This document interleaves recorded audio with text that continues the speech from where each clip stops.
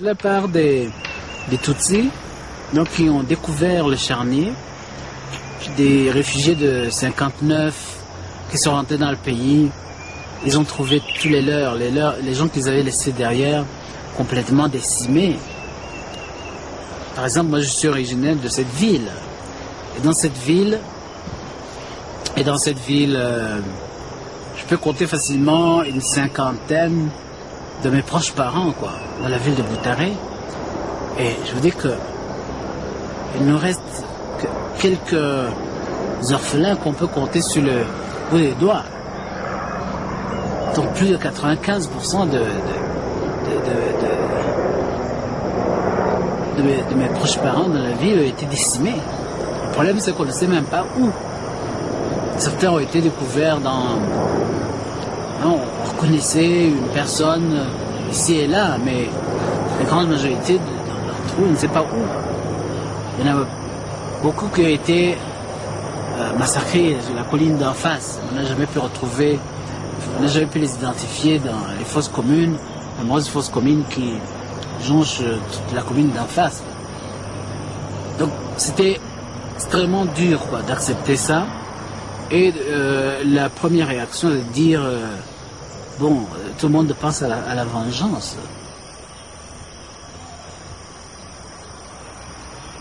La revanche, il y en a certainement eu au début, donc des gens qui ont pris la justice entre leurs mains, mais très vite, ça a été jugulé. Et le premier exemple, ça a été la formation d'un gouvernement d'union nationale où les ministres Hutus sont en majorité par rapport aux ministres Tutsis. Donc ceci a tout de suite donné un signal, quoi, que les gens n'entendaient pas à consacrer la revanche comme étant une solution aux problèmes immédiats, quelle que soit la douleur que les gens éprouvaient. Mais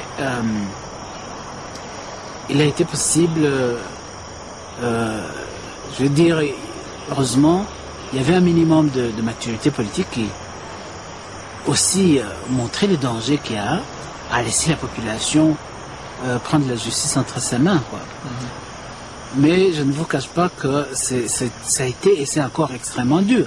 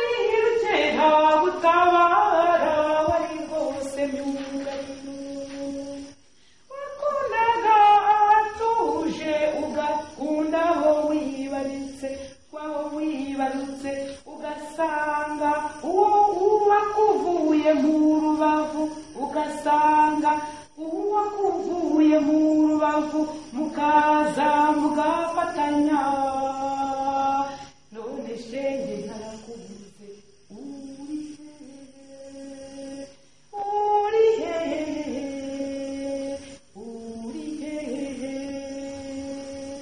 wari utava ku mugambi wari rwose myugariro wavudukana garisha bene ngangu ukabahashya ugakunda hatuje ukareba umutekano ugacunga icyaduhungabanya none uri hehe uri hehe uri hehe.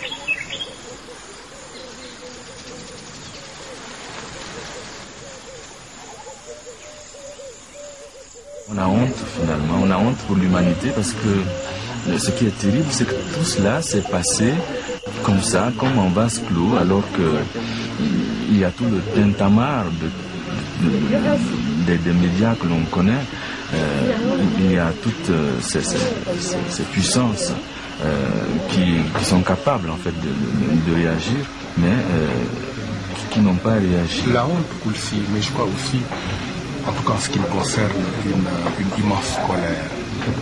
La colère de quelqu'un qui se rend compte qu'on s'est joué de lui. Plus ou moins confusément, j'avais toujours perçu les événements du Rwanda, même malgré moi, comme des tueries interethniques. Et ça a été le travail des grands médias. Et depuis que je suis ici, je me dis au fond, l'art du journalisme, ça consiste à mentir en respectant scrupuleusement les faits. Ça exige une habileté diabolique. Et moi, je me suis avoir. Et je pense que je le regretterai toujours.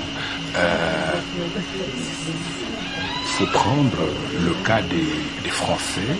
J'ai toujours pensé qu'ils étaient impliqués dans tout ce qui s'est passé ici. Mais au fond, j'avais pas du tout vu qu'ils étaient au cœur du dispositif génocidaire. Et que finalement, au nom de la défense de la langue française, au nom d'intérêts stratégiques, et aussi je crois beaucoup par mépris pour la race noire, ils ont été les complices de ce qui s'est passé ici. Et donc, en plus de la colère, il y a quand même une certaine peur. Je viens d'un pays africain, pauvre comme le Rwanda, tout aussi petit, et qui peut, du jour au lendemain, être plongé dans l'horreur par ceux qui ont conduit le Rwanda au bord de l'abîme. Après tout, il est quand même extraordinaire que le seul pays africain où il n'y a pas d'ethnie au sens scientifique du terme, où on n'a jamais connu l'esclavage, où on parle la même langue de toute éternité, et où le premier Européen n'a mis les pieds qu'en 1884, il est absolument étonnant que ce pays-là soit précisément celui qui soit descendu au fond de la ville. Je me dis, avec tous ces atouts, si le Rwanda n'a pas pu éviter l'enfer, j'ai aucune raison en tant que Sénégalais de penser que je suis à l'abri.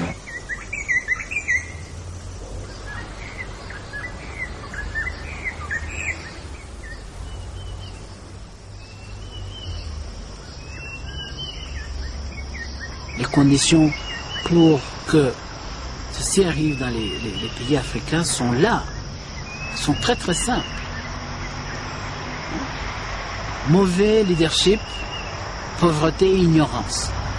Ces trois conditions sont les conditions suffisantes pour qu'il y ait génocide en Afrique. Et c'est pour ça que l'engagement des jeunes Africains est absolument essentiel. Je pense que les jeunes générations d'Africains ne devraient jamais tolérer toute idéologie sectaire, notamment basée sur les différences ethniques. Toute idéologie sectaire basée sur les différences ethniques est un moyen très très faible des sociétés africaines. Et tout leadership basé sur ça doit être vraiment combattu par tous les moyens possibles et imaginables. C'est la seule prévention pour ce genre de cataclysme comme on a connu au Rwanda. Généralement, ça commence tout doucement, vous tolérez un petit peu, ça grandit, et puis tout de suite ça devient incontournable. Le système est né au Rwanda dans les années 59-60. Ça a été toléré jusque dans les années 90 par la communauté internationale. Toléré. Le sectarisme ethnique était au Rwanda toléré et soutenu par une certaine frange de la communauté internationale. Et quand le génocide est survenu en 1994, les gens, les Africains notamment, pour la plupart n'avaient jamais entendu de ça, parler de ça, alors que ça existait.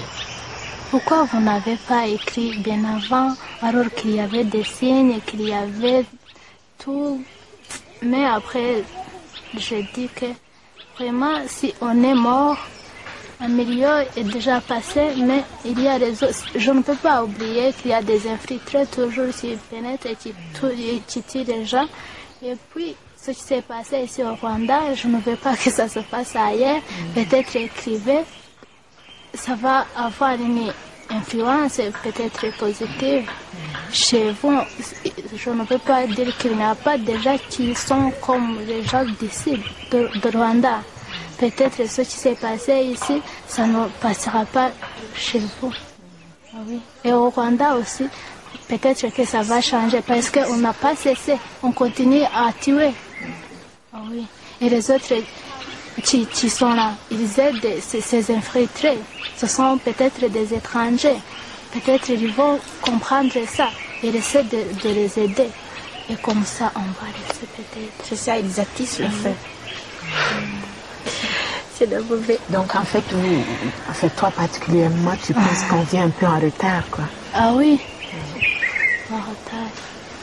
Je pensais qu'on pourrait écrire avant et comme ça, tout est meilleur. C'est pas mal. Est-ce que de votre part, est-ce que vous aviez remarqué ça? Est-ce que vous aviez vent de ça? Est-ce que si vous avez eu vent de ça, qu'est-ce que vous avez fait? Qu'est-ce qui vous est... Ou bien si vous n'avez pu rien faire, qu'est-ce qui s'est passé dans votre cœur? Non, disons qu'avant les événements même de 94, c'est vrai qu'on a très personnellement, mais les autres aussi vous ont expliqué un peu, et ils vous ont expliqué que c'est compte tenu donc de ces frontières qui nous renferment maintenant. Moi j'ai mis 2 jours du Burkina pour venir au Rwanda. Et ceux qui sont partis de Paris ou de Bruxelles sont arrivés dans la journée après quelques heures de vol. Donc vous voyez, on est enclavé dans nos pays et l'information aussi, nous ne communiquons pas véritablement. Et je crois que c'est là le problème. Parce que bon, moi quand je suis au Burkina, pour avoir des nouvelles du Rwanda, c'est peut-être par RFI que je peux en avoir. Donc, et tant qu'il ne se passe pas quelque chose d'exceptionnel dans un pays africain, RFI ne vient pas. Est-ce qu'il y avait des Rwandais dans votre pays, réfugiés comme nous, comme on était au Burundi? Non, c'est tellement loin que c'est après qu'il y a eu peut-être des gens. Moi, je ne connaissais pas de Rwandais au Burkina avant 94 en tout cas. Et disons que même en 94, les informations qu'on a eues étaient soit parcellaires, soit parfois un peu dirigées et peut-être pas tellement juste, mais quand même nous avons vu des images, nous avons vu quand même qu'il se passait quelque chose de grave ici. Et nous avons réagi. Moi, je sais que j'ai écrit des articles dans le journal pour réagir, pour m'indigner et pour dire vraiment, il faut qu'on...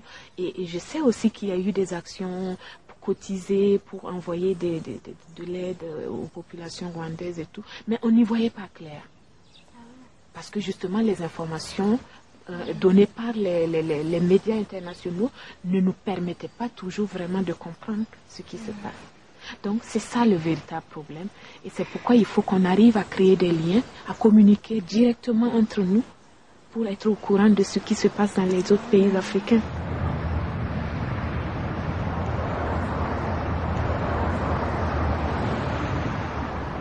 Seul l'engagement de l'Africain, notamment de l'intellectuel, comme ça se faisait dans les années 50, lors des luttes de l'indépendance, on en a encore besoin, on a besoin de ce genre d'engagement. Mais comment faire différemment, puisque apparemment ça a échoué comme un peu partout, cet engagement? Ça a échoué, mais c'est la responsabilité de nous autres, quoi. Donc, il faut que les gens se convainquent que s'ils ne participent pas de façon effective à la construction des sociétés africaines, il n'y aura certainement pas d'autre solution. Même lorsqu'on parvient à renverser par n'importe quel moyen cette dictature, la dictature africaine, qu'est-ce qu'on fait après? Il faut un projet, il faut prendre le relais. Mais si vous êtes absents, si les Africains sont absents de la scène africaine, qui d'autre? Donc je pense que quand même nous avons une obligation. Nous avons une obligation qui, malheureusement, qui n'offre pas d'autre alternative. Nous avons à choisir entre la médiocrité, mais l'engagement. L'engagement impose des sacrifices. C'est-à-dire que quelque part, on doit accepter ce sacrifice. Il faut que les gens, que l'Africain sente que s'il veut une société qui soit plus juste, une société où il n'y a pas de guerre, il n'y a pas de conflit armé tout le temps, il a intérêt à s'impliquer de façon effective, quel que soit le prix. Ça voudra dire qu'il faut accepter la pauvreté, ça veut dire que il faut accepter le temps passé à travailler très dur pendant plusieurs années. Évidemment, certaines valeurs doivent nous guider, des valeurs démocratiques, comme on en disait hier, on en parlait hier. Mais tout passe par la participation à la chose publique, à la gestion de la chose publique, afin qu'il y ait un leadership qui soit vraiment pro-africain. C'est un apprentissage, ça. Oui, c'est un apprentissage, ça veut dire que la défense de l'Afrique ne doit pas être laissée à ceux qui n'ont pas d'autre choix. Il faut que nous y participions.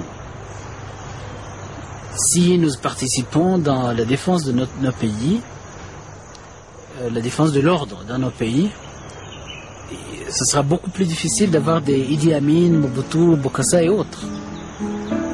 Donc ça fait partie des choses, des défis qui sont là devant nous, quoi.